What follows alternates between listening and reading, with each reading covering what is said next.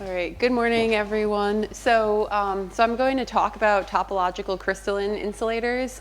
So what you might have gathered after Charlie's talks, especially, and other people's talks, is that there's a classification of topological insulators which depends on the dimension that you're in and the symmetries that you have.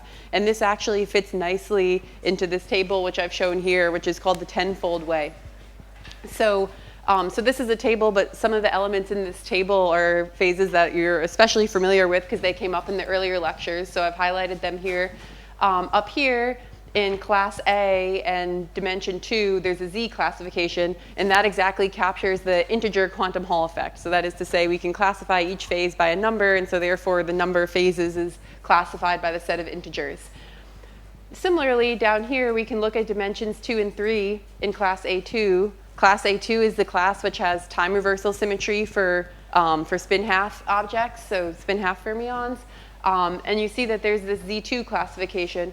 This Z2 is exactly the Z2 topological insulator in 2D and 3D that Charlie was talking about. You'll notice that the weak indices are not captured here. That's because this table is only capturing internal symmetries. So the internal symmetries are symmetries that act on each point separately, and they don't mix any site with any other site. So time reversal is an internal symmetry.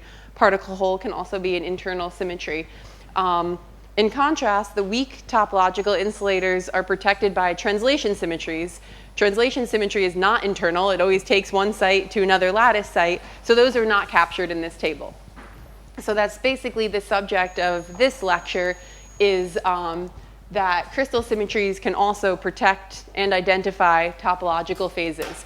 And so the plan for this lecture is to address what are crystal symmetries, how do we classify them, how do we understand them.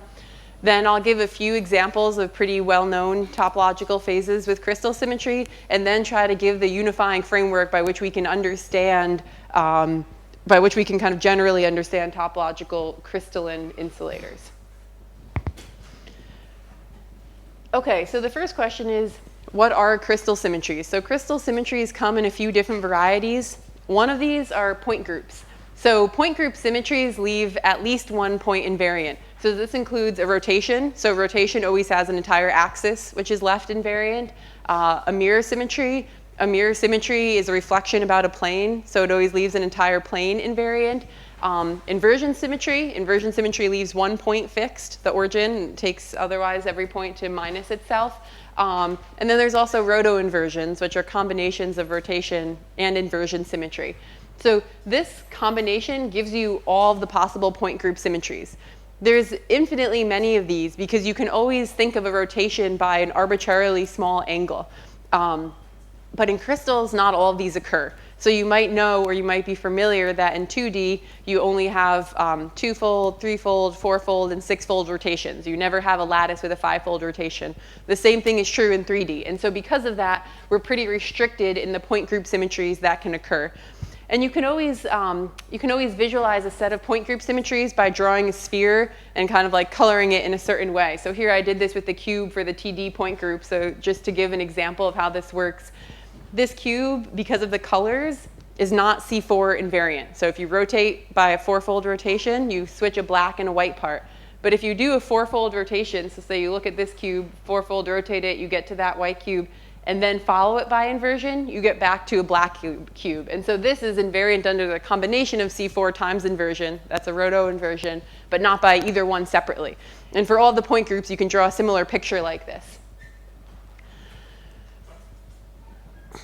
So the other type of symmetry that occurs in a crystal is, of course, translation symmetry. So I think everyone knows what a translation symmetry is. Obviously, it doesn't leave any point invariant. But the other perhaps surprising thing, which you're probably also familiar with, is that there's only 14 different Bravais lattices that you can get from translation symmetries in 3 dimensions. And so for each 3-dimensional crystal, you always have 3 generators of the translations of the crystal, and the crystal will always fall into one of these 14 families. And then finally, I'll talk a bit more about these later, but there's the other type of crystal symmetry is a glide or a screw symmetry, and these are a combination of a point group symmetry with a partial lattice translation. And so the thing that I want you to take away is that when people talk about crystal symmetry, there's only a finite set of possible crystal symmetries, and these are the possibilities. When you combine these different options, what you find is that there's 230 space groups. So the space groups classify all the different types of crystals. There's only 230 ways to arrange these in 3D. If you want to, another thing which I won't talk about is magnetic space groups. You can also think of generalized symmetry operations, which would be something like a rotation combined with time reversal. And that gives you a much larger set of space groups, but that's kind of beyond the scope of this for the meantime. Okay, so then the next question is, how do crystal symmetries act on a Hamiltonian? So by virtue of being a symmetry, it should commute with the Hamiltonian. But the problem is that we want to diagonalize the Hamiltonian in momentum space. And so usually we plot a band structure, it's a function of k. So we want to block diagonalize the Hamiltonian where each block is a different k point. And the crystal symmetries don't commute with these different blocks. They can mix different blocks. And so generically, crystal symmetries don't commute with the Hamiltonian at each k separately. Instead, what happens is that if you have some symmetry operation G, and I'm calling delta of G its matrix form, you conjugate by that symmetry, and you get the Hamiltonian at a different k. So the full Hamiltonian commutes, but each separate k block does not commute. But you can see that for the specific set of symmetries for which k and the symmetry acting on k are the same point, so the set of symmetries that leave a particular k point invariant, then those do commute with each k block separately. And those are the symmetries which are called the little group. So each k point has its own little group. It'll be some subgroup of the full space group. Those are the symmetries that leave the k point invariant. Since they leave that k point invariant, the bands at that point can be classified as representations of that little group. So if you have some band structure and you just look at one k point, the bands will just fall into particular points.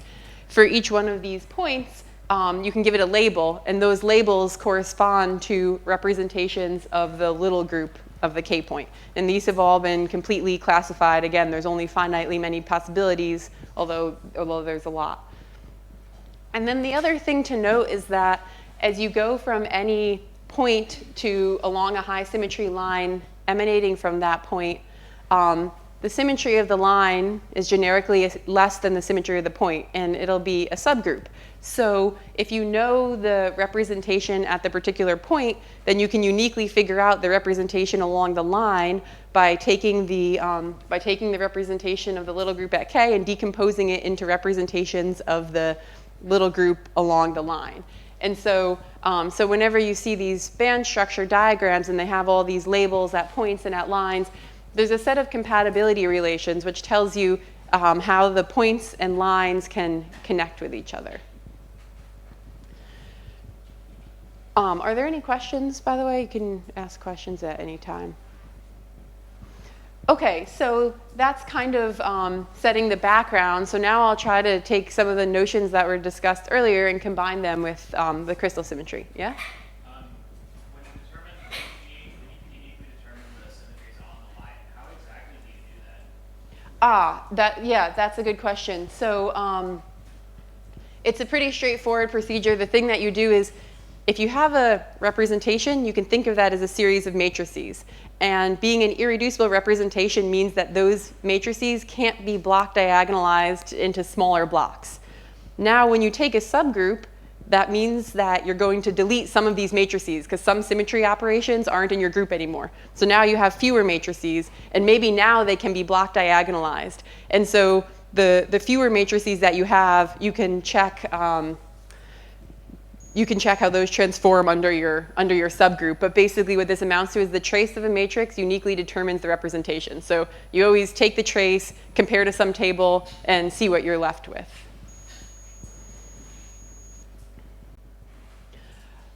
Okay, good. So now trying to connect to the earlier lectures and then combine this with crystal symmetry. One of the most fundamental topological phases is the Chern insulator. So a very vague definition is just to say that a Chern insulator is a 2D insulator whose occupied bands can't be deformed to an atomic insulator. It means something more specific, which is also for this 2D insulator, we can compute the Chern number. There's a couple ways to do this. One thing that we can do is, one thing we could do is actually compute it. A trick to doing that is we can take the Berry phase along, we're talking about a 2D system, so we can take the Berry phase along one direction of the system and plot that Berry phase as a function of the other k that we have. And if that plot winds, so if it goes from 0 to 2 pi, then that means you have a Chern number of 1. If it goes from 0 and back down to 0, that means you have a Chern number of 0. And if it winds around twice, that means you have a Chern number of 2 pi. So this is one way to compute the Chern number. But also, this is what Charlie was showing. Another way to diagnose the Chern number is to take a finite size sample. So if you take a finite size system, maybe infinite in one direction and finite in the other, then you can plot a surface band structure or a slab band structure. You still have one infinite direction, so you can still talk about the k and the momentum in that direction. But then you'll get a plot which looks like this. You'll see the valence bands become continuous. You get many different bands that kind of fill in space. Same with the conduction bands. You see your bulk energy gap, but you see one extra state that emerges, and it connects the valence band to the conduction band. And that has to be a surface state, because if you had an insulating system, you didn't have any energies in the gap in your bulk system. So there's two ways to diagnose a Chern number. One is from the bulk, one is from the surface state diagnosis. Now, if you have two bands with opposite Chern number, then generically, well, you'll get two different surface states, but generically a gap can open. The only way that a gap won't open is if you have a symmetry to protect that gap. So for example, if we have these two different surface states, if we have spin conservation and each band comes from a different spin, then we know that the spin conservation means you can't spin flip, and so these two bands can't scatter off of each other, and so that crossing is protected. That would give you quantum spin Hall. If you have time reversal symmetry, it's a similar thing. All the bands at the time reversal invariant points have to come in Kramer's pairs. Therefore, this doubly degenerate band can't be gapped, so the crossing is protected. So symmetries can protect these crossings. And what I want to show is that crystal symmetries, like the internal symmetries, can also protect these crossings. So the canonical, I would call a canonical example of a topological crystalline insulator, which is this abbreviation TCI, is the mirror Chern insulator. So to give a little bit of historical perspective, the term topological crystalline insulator was coined by Liang Fu, I believe in 2011. There's a paper by that title. But actually, the mirror Chern insulator was introduced in this earlier paper that I'm citing here. And so they didn't use that phrase TCI, but what I've noticed is that many times when people say TCI, they're actually referring to a mirror Chern insulator. So that's why I'm calling it the canonical TCI. That's just a matter of taste. But in any case, this is a pretty fundamental example. So how does it work? So you have a crystal with mirror symmetry. So mirror symmetry takes x to minus x. It reflects about a plane, and then it leaves the y and z coordinates invariant. So this is meant to depict reflecting about that plane. And in momentum space, it does the same thing. So it takes kx to minus kx and leaves the other k points invariant. So you can see then that in momentum space, there is a plane which is invariant under mirror symmetry. That's the kx equals 0 plane. There's also another plane which is invariant, which is the kx equals pi plane, because pi and minus pi are the same modulo a reciprocal lattice vector.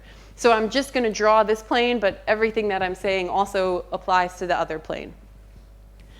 So in this plane, then, the mirror symmetry operator is in the little group of all the k points in this plane. What that means is that mirror symmetry commutes with the Hamiltonian in this entire plane.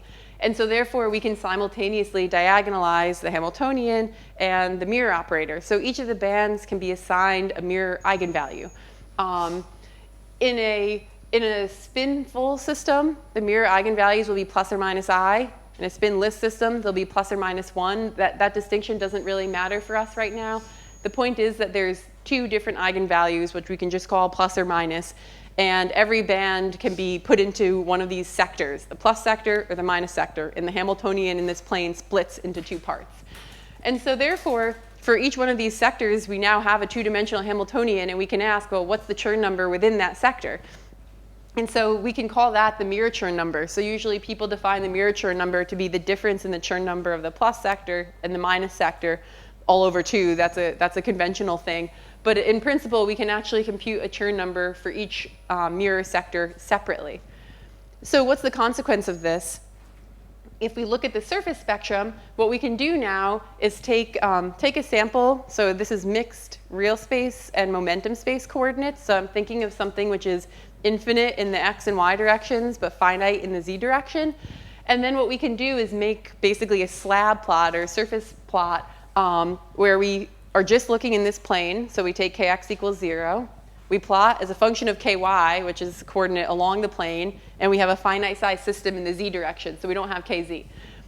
If we have mirror Chern of 1, what that means is that the plus I mirror sector and the minus I mirror sector each contribute a surface state. These surface states have opposite mirror eigenvalues, so they can't scatter into each other. So this is a way to protect surface states with crystal symmetry. If we have time reversal also, then this thing is just a 2D TI. The surface is completely indistinguishable from that, and the bulk also has to be. If we don't have time reversal, this is still a valid topological state, and these crossings will still be protected. And so that's what the mirror Chern insulator is. We can think of it as a refinement of the classification without crystal symmetry. So within each phase that you have with crystal symmetry, you can further ask, well, within each phase you have without crystal symmetry, you can further ask, well, when I add mirror, do I have a mirror Chern number or do I not? And so it further subdivides that classification. We can also get new surface configurations. So for example, if you have a mirror Chern number of 2, that means that the plus I and minus I sectors each have 2 surface states. So that's what these positively sloped bands are. Those are meant to be 2 surface states from the plus I sector. And then there's 2 negatively sloping bands from the minus I sector. And so now this configuration, if we didn't have the mirror symmetry, this is not a 2D TI. It has an even number of surface Dirac cones, so it would be completely trivial, but it's the mirror symmetry that makes it non-trivial. So are there any questions about this? Just feel free to ask questions. So we can get new configurations with crystal symmetry that we couldn't have gotten otherwise. And I think what makes this particularly interesting is that it's actually been predicted and observed in certain materials. And so I think the first prediction of a mirror Chern insulator was in tin Telluride. And so the theory prediction is on the left-hand side. So first off, this is the crystal structure of tin Telluride. This is the Brillouin zone. Because it's face-centered, the Brillouin zone has this kind of complicated shape, but that's not really important for our purposes. The point is that there's just one mirror plane here, and you can see this crystal has a lot of mirror planes. You can reflect about the x-axis, y-axis, diagonal axes, so we just need to focus on one of them. And so what they're doing here is plotting this kind of surface band structure slice that I was talking about. So they're plotting along this plane in the Brillouin zone for a sample which is finite in the z direction. And you see that all the blue states are from the bulk, and then these red states are coming down from the surface, and you see that there's this one surface Dirac cone. Now this is just going half the length of the surface Brillouin zone. There's another half which is related by time reversal that they didn't plot. So there's actually 2 surface Dirac cones, and so this corresponds to a mirror Chern number of 2. Now on the right-hand side is showing the experimental observation, which is ARPES data. And so they're also plotting along. This line that they're plotting is actually starting at this point and plotting in this direction. And so since the ARPES is only seeing the bands below the Fermi level, they're basically seeing almost up to this point in the cone, but not quite. And when they compile this for a lot of different photon energies, then they come up with all of these points, which kind of clearly show that you're approaching, or at least they indicate that you're approaching this Dirac point, which I guess in the actual crystal is just slightly above the Fermi level. So, right, so this is one of the, I think having this experimental validation is one of the things that has made this field of topological crystalline insulators start to take off. So the next, okay, so that's the mirror Chern insulator. The next thing that I wanted to mention, which is also extremely important, is the interplay between inversion symmetry and 2D and 3D TIs. So I think that Charlie already mentioned this, but I wanted to say it again in this context since it fits in so nicely. So inversion symmetry takes a point x, y, z to minus x, minus y, minus z. So the points which are left invariant by this operation, it does the same in k-space, are you need kx, ky, and kz to all either be 0 or pi. Not the same value of 0 or pi, but each one needs to be equal to 0 or pi. So there's only isolated points that are inversion invariant. These are called the trim points, time reversal invariant momenta, because time reversal leaves these same points invariant. So one thing, I mean, this is pretty obvious, but I want to emphasize it. In 2D, you always have 4 trim points. In 3D, you always have 8 trim points. You might think that if you had some complicated lattice like BCC or FCC, the Brillouin zone would fold in a different way and you could get rid of some trim points. That doesn't happen. So it's important to note you always have 8 trim points in 3D. And the reason is basically, even if your primitive lattice vectors are not x, y, z, but rather like FCC lattice vectors, you always have 3 reciprocal lattice vectors. We can call them G1, G2, G3. Time reversal always takes them to the opposite of themselves. And so for each of the reciprocal lattice vectors, the trim points occur when that reciprocal lattice vector is either 0 or pi. So it doesn't necessarily correspond to the Cartesian 0 or pi, but there's always going to be these 8 different trim points. So at each of these trim points, then, they're inversion invariant, so that means we can assign them, that means inversion commutes with the Hamiltonian at that point, or to use the language I was saying before, inversion is in the little group of those points. So those bands can get an inversion eigenvalue. And so the way that the inversion eigenvalue formula works is that, so there's 2 different pieces, which is that you first look at the occupied bands at a single trim point. So there might be many bands, but all at one trim point. They always come in pairs because we have time reversal. So these are Kramer's pairs. So if you just take one from each pair, you take the inversion eigenvalue, you multiply them all together. Since the inversion eigenvalue is always plus or minus 1, this product is always plus or minus 1. So that gives you, for each k point, something which we call delta I. I is telling me which k point I'm talking about. Then I multiply all the delta i's together, will also give me a plus or minus 1. And so what is proved in this paper is that the plus or minus 1 that you get out from that is exactly gives you the Z2 index, nu. And so this index, they were saying, can take on values of 0 or 1. So if the product is plus or minus 1, you can figure out what nu is, mod 2. And so you might worry that you only pick one inversion eigenvalue from each Kramer's pair. Well, what if you pick the wrong one? Well, the point is that actually each Kramer's pair is related by time reversal symmetry. They have the same inversion eigenvalue. So it doesn't matter which one you pick. You only pick one. And because they have the same inversion eigenvalue, if you picked both of them and multiplied them together, you'd always get a plus, and this product would always be trivial. So it's very important that you only pick one. So to give an example, okay, right, one more thing to say is here we can use inversion symmetry to identify the Z2 phase, the topological insulator. But if we broke inversion symmetry, we would still have a topological insulator. The topological insulator is protected by time reversal. Inversion is just serving as a tool to identify it. And that's different than the mirror Chern number, where if we broke the mirror symmetry, we wouldn't have the phase at all. Now, recently it's become more and more clear that inversion symmetry can also protect other types of topological crystalline phases. But if we're talking about the Z2 topological phase protected by time reversal, breaking inversion does not kill that phase. It just ruins the ability to identify it. So that's important. To give an example of how this works, this is the band structure of bismuth selenide. It has inversion symmetry and time reversal, actually. So all the bands are doubly degenerate. So you can't see that we have Kramer's pairs, but you do. All the bands are doubly degenerate everywhere. And so I indicated these little minuses are telling me which Kramer's pairs have a minus sign. So it's a little hard to see, but if you count them all up, you'll see that the trim points are given these labels because it's a rhombohedral Brillouin zone.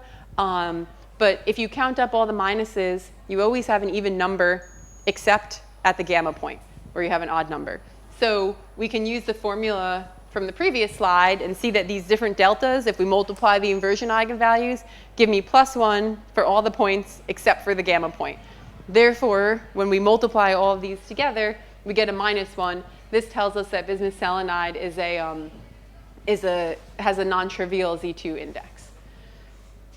So, so the reason I'm showing this is just to try to make it more concrete for people who haven't thought about this before. You can take a band structure, compute the inversion eigenvalues at all the possible places where it commutes with the Hamiltonian. You can just make a plot, you can write down the minuses, you multiply them together, you can get this index out. So the proof is not as clear as this, but the application is extremely clear and anyone is capable of applying it.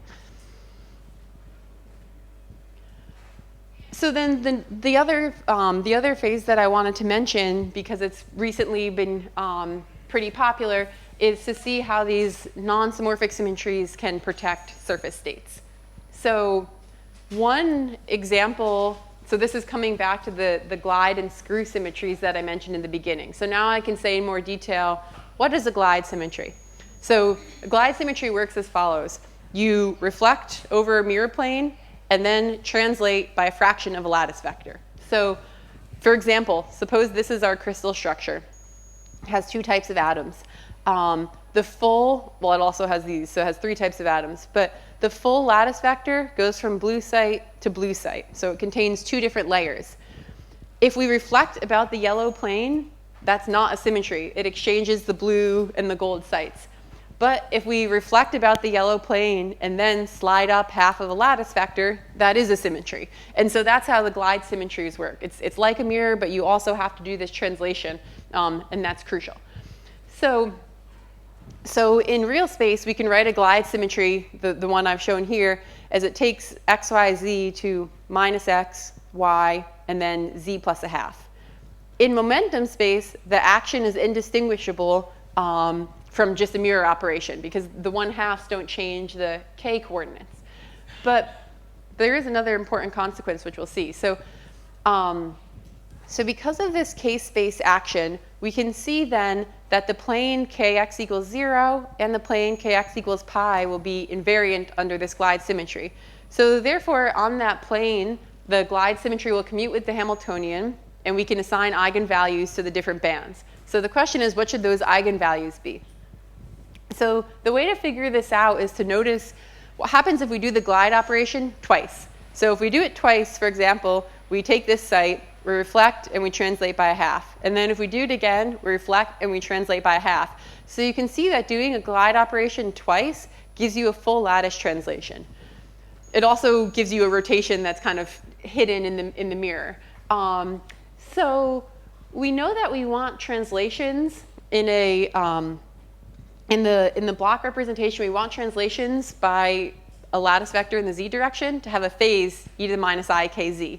So what we can see then is that if this glide operation squares to a translation, then, and it has this minus sign, which is more subtle due to the spin half nature, so just take that for granted, then the eigenvalues of gx squared should be minus e to the -I kz.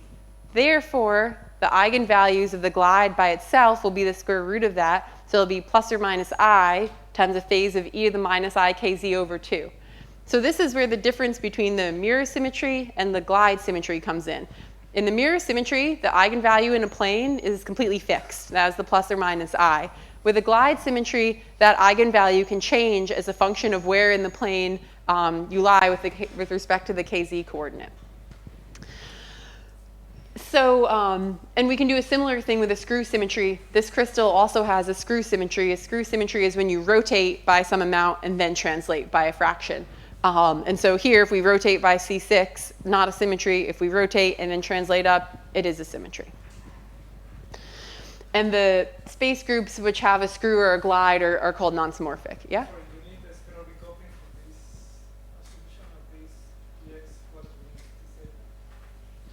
this minus in the... Oh, the minus out front, this minus. You need spiral decoupling. Yes, exactly. So, right, so that's the thing that I'm kind of glossing over, what's a little bit subtle about mirror symmetry So what do we know about a fermion? If you do a 2-pi rotation, you get a phase of -1. If you do mirror symmetry twice, it's not clear you've done a 2-pi rotation, but you can think of this, you can think of the mirror symmetry as a pi rotation followed by an inversion. When you do it twice, you get 2-pi rotations, 2 single pi rotations, which gives you the 2-pi rotation, that gives you the -1. If you didn't have a spinful fermion, if you had a boson or whatever spinless object you're considering, you wouldn't have that minus sign. The phase part would be the same. So you would just have the TZ and not the minus TZ. But this fact that the eigenvalue of GX by itself depends on the KZ coordinate, that doesn't matter. It just depends out front. Do you get plus or minus I or plus or minus 1? Does that make sense? OK, good. So what can we do with this? We can try to make surface states and see what happens. So suppose we have, so this is the bulk conduction and valence bands, again, similar to what I was drawing before. Suppose we have one surface band. We can ask, well, what are its glide eigenvalues? So I'm plotting a plane. The plane is a glide invariant plane. So kx equals 0, we're plotting it now as a function of kz. When kz equals 0, the eigenvalues are plus or minus I. So let's suppose that we have a band with eigenvalue plus I. As we follow it along kz, it'll have eigenvalue plus 1. That's just following this formula to kz equals pi. What we know, if we have time reversal as well, is that all bands at trim points need to have Kramer's partners. So this band can't stand alone. It needs to have a partner. And because time reversal symmetry is anti-unitary, that partner has a complex conjugate eigenvalue. So plus I means we get minus I. Now, if we follow the second band, then what we see following this formula is that if you started with a minus I eigenvalue, you would get to a -1 eigenvalue when kz equals pi. So this band and this band cannot also be Kramer's partners because the two Kramer's partners should have complex conjugate eigenvalues, which for a real number is just itself. So this means that for the bands at kz equals pi to have Kramer's partners, we need to have 2 more bands. And so the surface state configuration that you get is something like this. You get 4 bands that cross each other, and this crossing is protected because the bands have different glide eigenvalues, but it can move around at any point within on this line that I've drawn. There is another configuration that also satisfies the symmetry, which is this configuration, which we could call, so the left is usually, well, it's coined the hourglass fermion because it has this hourglass shape. The right configuration is, it's also possible to have a quantum spin Hall phase. And so the quantum spin Hall phase always has an odd number of Dirac cones. And so that's the thing that you would see here. This can also satisfy the glide symmetry. And so here it's dubbed glide spin Hall. These are the only 2 possibilities. Now, it looks like, on the left possibility, it looks like you could potentially add a surface potential that would remove these bands completely. So this isn't a protected surface state. It could be moved up into the bulk or down into the bulk valence bands. So in order to see whether this is actually a topological surface state, we need to consider some other paths on the surface Brillouin zone. So now we have our finite size sample. We're actually looking at this surface here, and we can plot different lines. And what happens is that the 2 glide planes can either have hourglass or glide spin Hall, but they can connect in different ways. So on the left here, so these 2 lines are showing the 2 different glide planes at kx equals 0 and kx equals pi. If they connect like this, where the bottom of each hourglass connects to the top of an adjacent one, then you can see that actually when you look at the entire surface Brillouin zone, you can never get rid of these states. If you tried to pull them up into the conduction bands, you would just keep pulling up more hourglasses. So this left configuration is actually an anomalous surface state, similar to the topological insulator surface state. On the other hand, if we look at this middle configuration where the top of the 2 hourglasses are connected and the 2 bottoms are connected, this is not anomalous in the sense you could always get rid of a surface state like this by changing the surface potential. And then finally, in any case, you can replace the hourglass with the glide spin Hall, and then that always gives you an anomalous state.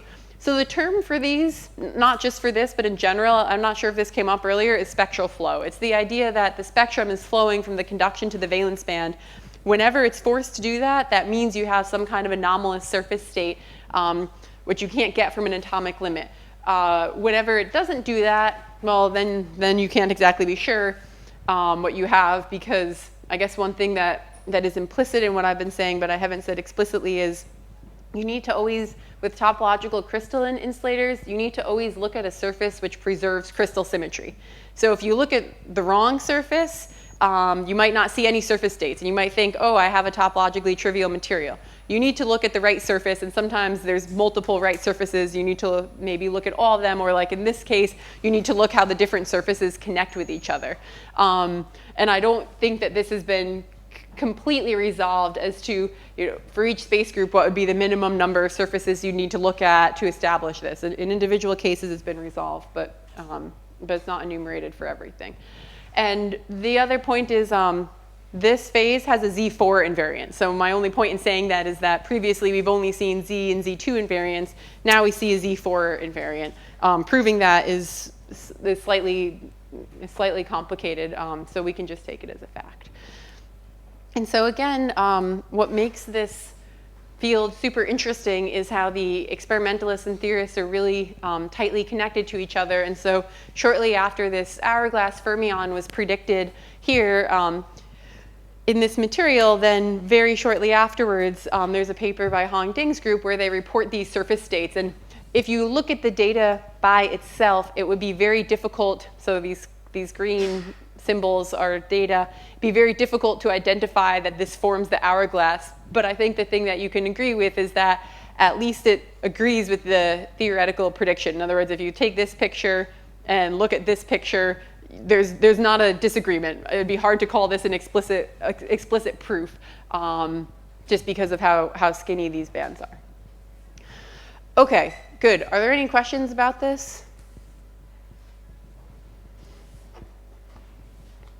Okay, so then the next thing that I want to kind of get into is I've given a few examples. How can we unify all these examples? So kind of coming back to something I said before, if you give me a band structure, you have some number of occupied bands. How do I know that those bands are topological? I can compute the mirror Chern index if it's applicable. I can compute the Z4 index I just mentioned if it's applicable. But maybe I'm in a group with other symmetries and I don't know how these symmetries combine with each other. So what are all the indices that I'm supposed to compute? That's an open, well, that was an open question that I'd like to try to answer. And then the other question, which is a lot harder, is how can we find topological materials? So, so far I've given a very abstract approach to classifying topological phases, and it's not clear how you would look at a periodic table, look at a Z4 index and figure out how to find which compounds would have that index. So in the last bit of this lecture, I'll try to give some insight into how to do this.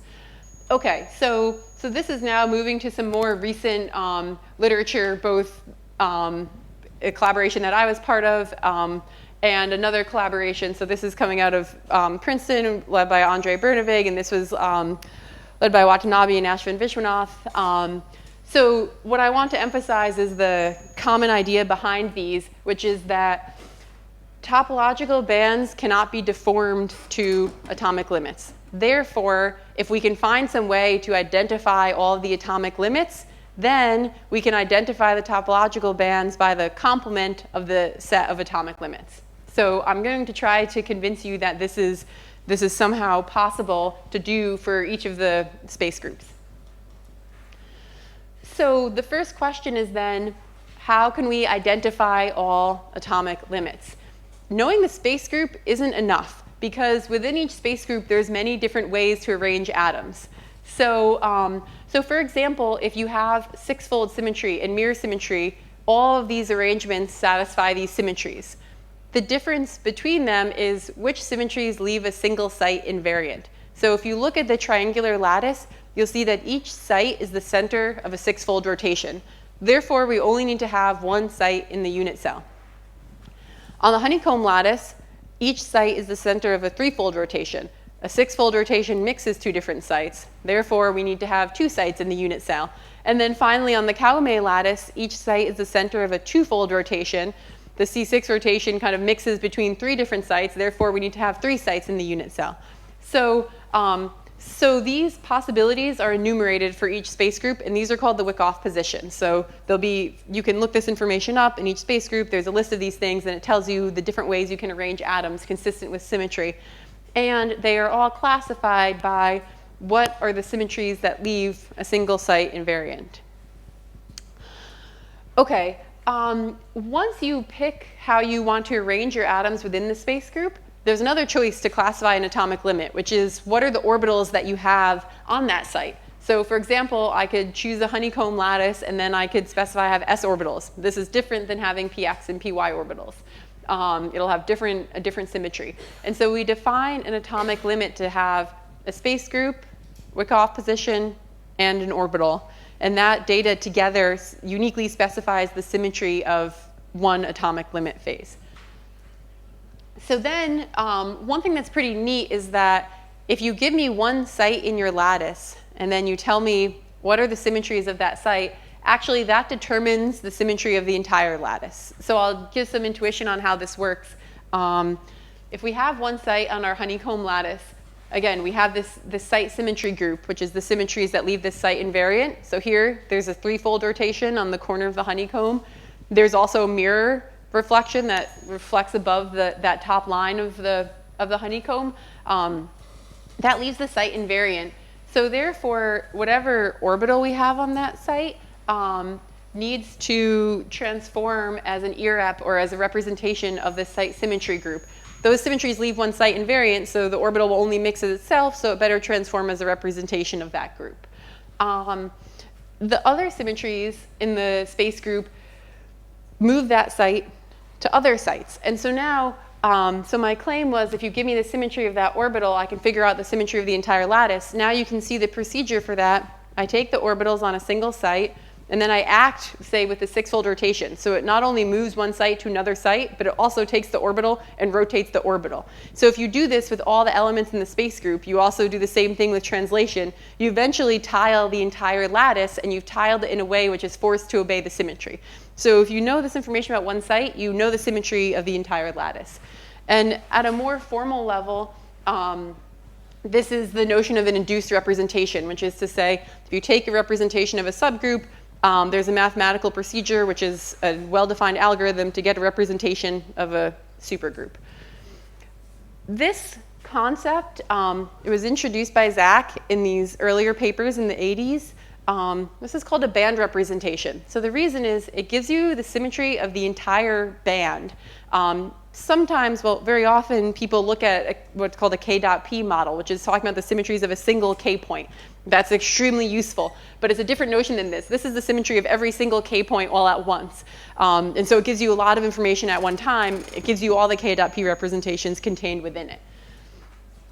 So to give some notion of how to construct a band representation, I mean, a person would never write this down, but in principle, you can think of this as it's just a representation. So it's just a very big matrix. And the matrix has block, rows, and columns, and each block corresponds to a single site.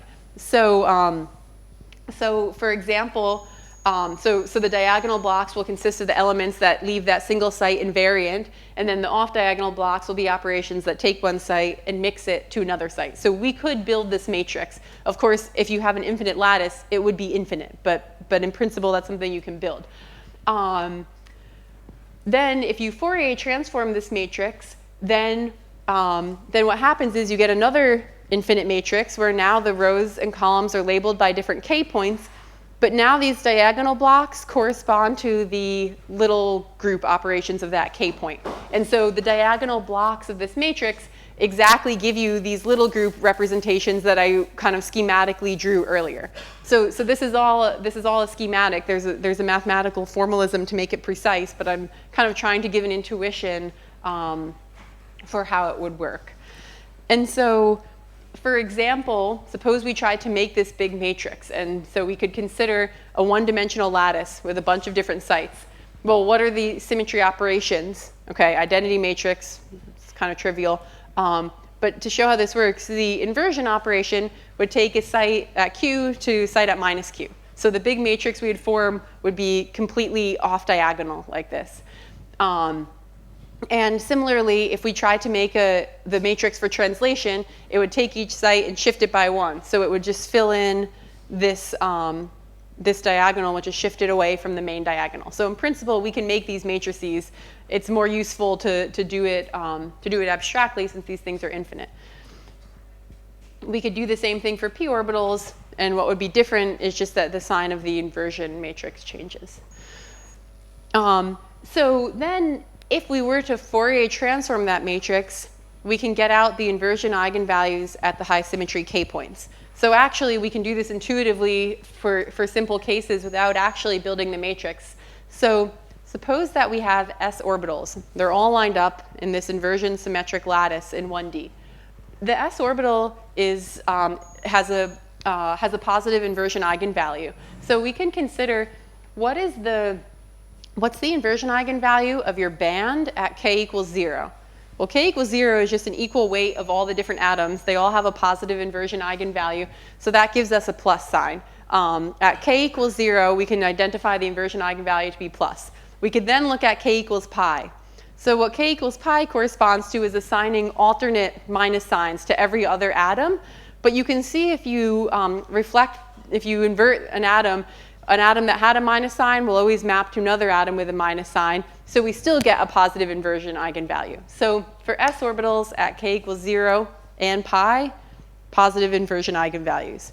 For p orbitals, the same logic gives us negative inversion eigenvalues.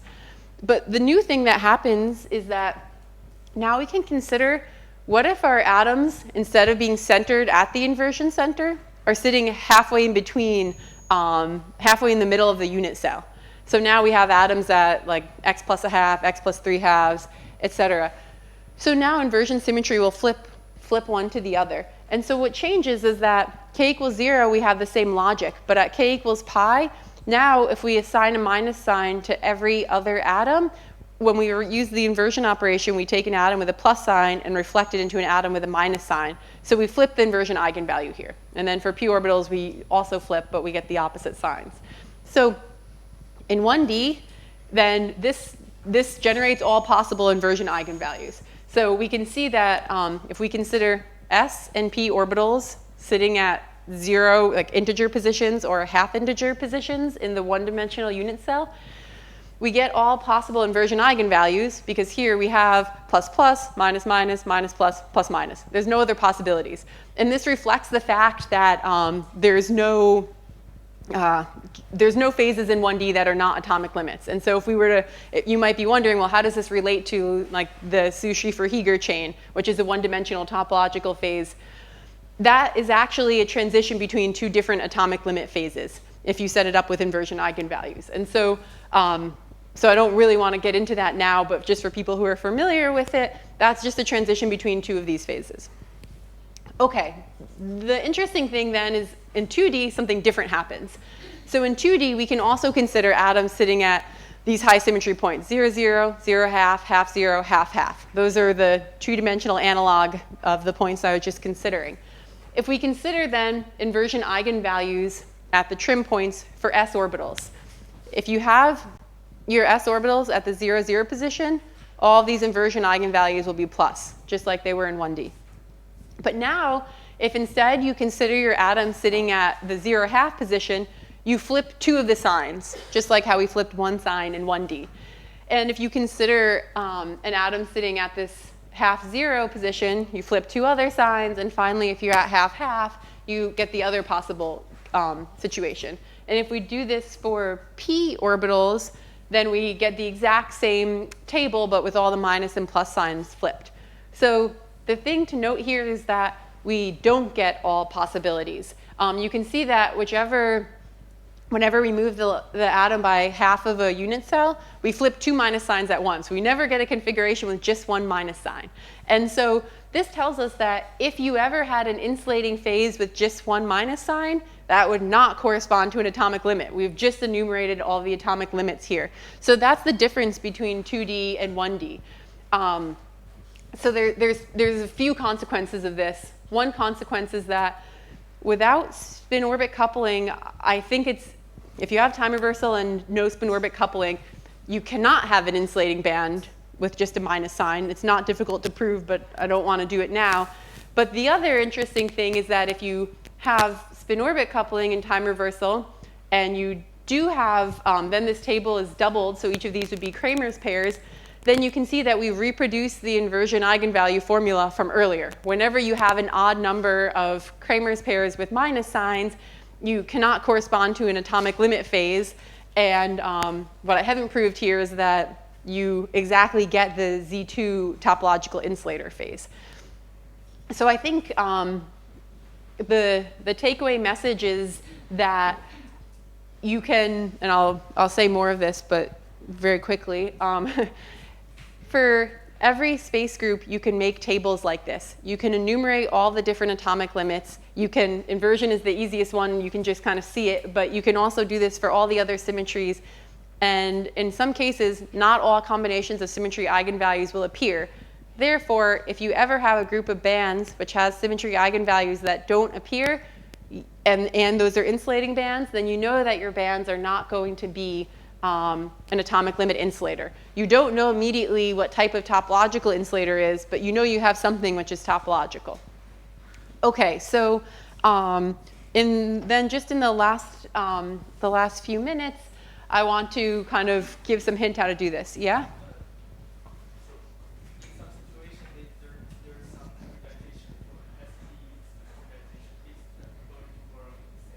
Yeah, exactly. That's a great question because I've simplified this. So basically the point would be if you have a non-topological phase, yes, you have hybridized bands, but you should be able to deform those bands, kind of pull your atoms apart from each other and get back to an atomic limit. When you do this kind of pulling apart, you can't change the eigenvalues. So each trivial set of occupied bands should correspond to one of these atomic limit bands, even though it's hybridized. Now, the unique thing about like a 2D or 3D TI is that the hybridization can't be pulled away to this atomic limit. Yeah, it just can't. You try to do this, and you always are forced to invert the bands. And the one easy way to understand that is what I just showed. The inversion eigenvalues are incompatible with being pulled away. Yeah?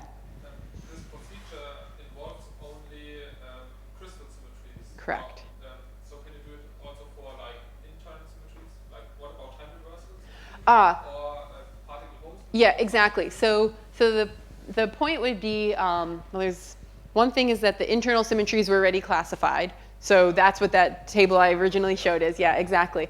The other issue is that the anti-unitary symmetries don't have eigenvalues. So you don't quite have something like this. So it's not that, yeah, I think the important thing is for the internal symmetries, it's actually a bit easier to classify because you don't even need to talk about momentum space, and that's why it was done earlier. These symmetries, it's more subtle, yeah. Yeah, so I think given that the talk is almost about to end, we could just end here and do questions, and I can put this into the next talk. Yeah, question? So this is all from crystal symmetries. Does that mean that you have, of known components, you predicted pretty much everything that could be a TCI at this point? Or is it common that you might predict one to be a TCI from the crystal symmetry, but then verifying experimentally that turns out not to be true, or it's way more difficult than initially appears? Or? Okay, so I think that's a complicated question. One answer is yes, everything which has been predicted to be a TCI should show up in these tables. And of course, many of that has been checked, although it's not like there's a list of predicted topological materials. The second half of the question, I think, is can you predict a material and then measure it, and is there a complication? Well, yes, there's lots of complications. And so one complication is that the predictions are always going to be based on an ab initio calculation. You're assuming then that your material is well defined by that ab initio calculation, well described by that ab initio calculation. Not all materials are. And so you are limited with the same limitations you always are when doing an ab initio calculation. And of course, there's different levels of functionals and approximations that can go into these calculations. And so maybe you can get better and better, but there's some materials which will always evade these calculations, and right, this theory is limited to non-interacting materials. So whenever you have a strongly interacting material not well described by a band structure, for example, even fractional quantum Hall effect, then we're completely beyond this classification. So it's an assumption that you have a material which is well defined by a band structure, well described by a band structure, and in that case, this should work perfectly up to the experimental limitations of getting a clean crystal and measuring the right surface. Yeah, but that's not every material. Yeah, question? So, comparing to the strong topological insulator, how robust are these TCI states? Yeah, that's another great question. I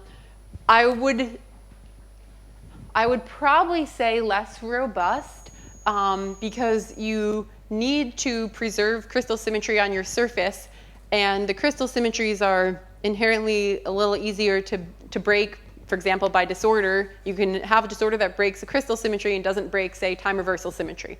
That makes them less robust. One question which has been studied a little bit, but I'm not exactly sure the extent of it is, well, what if if your crystal symmetry breaking is small, can we quantify the size of this phase? I don't really know the answer to that. One thing I can say for certain is that if there's small amounts of disorder, you're only going to measure within some accuracy anyway. So certainly it's robust to a little disorder, as the data that I showed indicates. There is another challenge, which is some of these topological crystalline phases don't necessarily have surface states. So you might get this combination of eigenvalues. You can see in the bulk it can't be deformed to an atomic limit, but yet there might be no surface that preserves the symmetries that protect it. And so that brings us to the notion of higher order topological insulators. Now you need to look at corners. Okay, that's going to be even harder to measure. So I think there's a lot of places where this can go wrong, but also there's a huge playground to look at, so maybe there's a lot of places it can go right also. Yeah? Is there TCI in 2 dimensions? Actually, the mirror Chern insulator could exist in 2 dimensions. Yeah. But with rotation it's not possible, right? Because you need the surface which also preserves the symmetry. Right. So the thing that you could get is the corner states. That's the only thing. Yeah. Yeah. Is there a notion of extending this, or do you envision how to extend this from things that are quasi-periodic? Like, is there some notion of quasi-periodic? Yeah. Okay. So there's been some really interesting papers coming out on quasi-topological phases and quasi-crystals. The thing I don't know, I don't know if there's a quasi-Wyckoff position.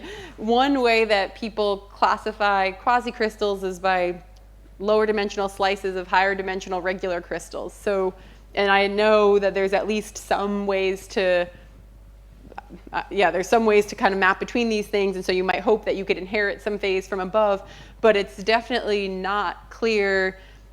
If you were in a topological phase in higher dimensional crystal, would you necessarily be one in the lower dimensional one, or vice versa? So I think that's kind of a wide open playground. Yeah. There's another question over here. Yeah. How about when you use periodic? For example, if I have a sort of box, I take the mirrors and I see that it's induced from a position that is not occupied by an atom. Is that also linear? Okay. So I think what you're saying is, suppose that I look at my symmetries at the ERFs at high symmetry points, and I see this looks like my density of states is at 1/2, but I know my atoms are at 0. Okay, that's exactly what's happening in the so-called SSH chain. That's what distinguishes the 2 phases, actually. So you keep your atoms in one position, you never move them, but you go through a phase transition where your electron density is sitting on the atoms or halfway in between the atoms. Those are the only possibilities compatible with inversion symmetry. There has to be a phase transition between these 2 phases because the inversion eigenvalues have to change. So they are separated by a phase transition. People refer to it as a topological phase transition. We coined this term obstructed atomic limit to say that there's a little bit of a difference between these. They're all atomic limits, but they are still separated by a phase transition. And sometimes there's a way to formulate this as a topological invariant, but it's a slightly more subtle notion than the kind of pure topological phases, which really don't have any atomic limit. Yeah. So it's kind of semantics, yeah.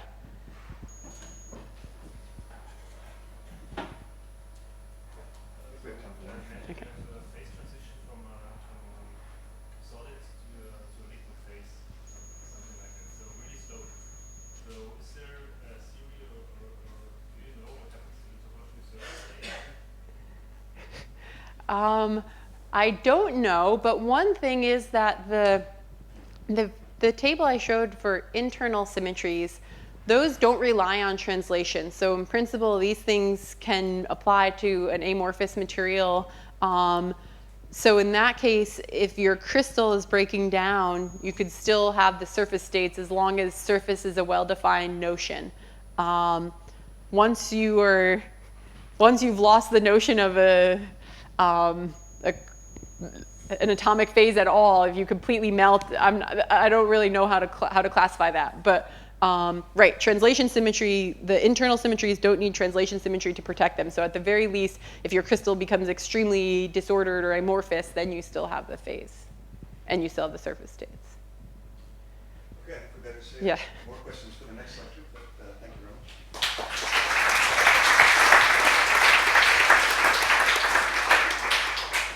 very much.